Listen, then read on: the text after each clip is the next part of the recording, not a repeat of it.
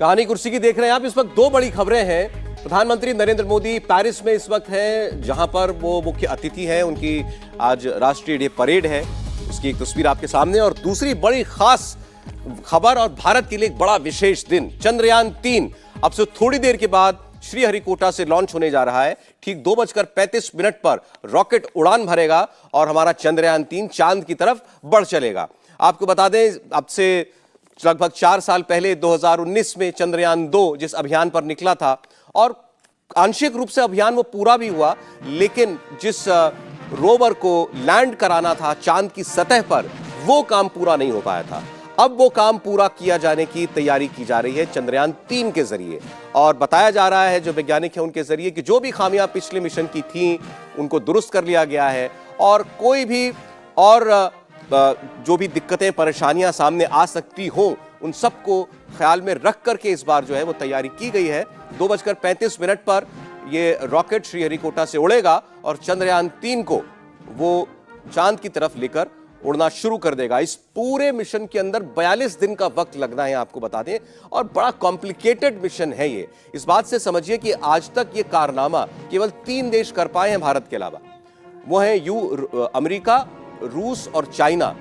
America और रूस भी, हालांकि उन्होंने कई दशक पहले ये काम कर लिया था, वो भी पहले बार में ये काम नहीं कर पाए थे। केवल चीन एक ऐसा देश है जिसने पहले अटेम्प्ट में चांद की सतह को छू लिया था, और भारत अब ये कामयाबी के साथ पूरा करना चाहता है। तो ये दो बड़ी तस्वीरें जो हैं वो आपके सामने। और 2019 की वो तस्वीर लोग नहीं भूलते हैं, जब इसरो चीफ को प्रधानमंत्री ने गले लगाया था, जब रुआंसे हो गए थे इसरो चीफ, जब मिशन फेल हुआ था।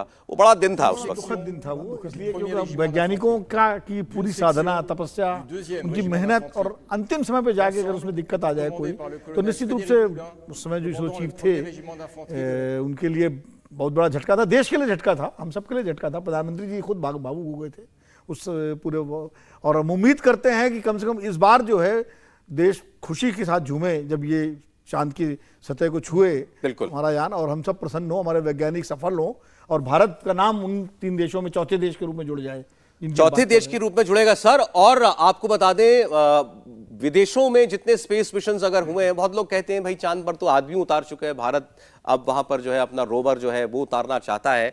विशेषताएं समझिए, जो हमने पहला चंद्रयान 1 जो था, पहला अभियान जो था 2008 में, वो कामयाबी के साथ पूरा हुआ था। उस वक्त हमने चांद के इर्द गिर्द अपना उपग्रह जो है वो छोड़ा था, वो कामयाबी के साथ कई साल तक काम करता रहा।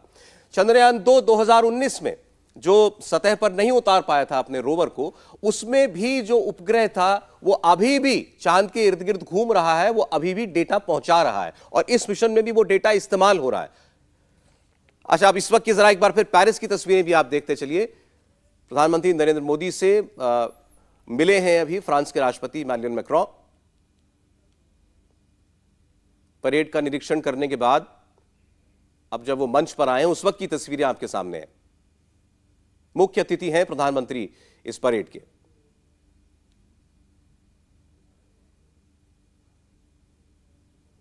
फ्रांस की तरफ से भी ये बात रही कि उनके यहां भी कोई भी नेतृत्व परिवर्तन हुआ हो, लेफ्ट राइट सेंटर कुछ भी, लेकिन नीति भारत को लेकर उनकी वैसी ही रही। हाँ, बिल्कुल निरंतरता में उनकी नीति रही है भारत को लेकर के।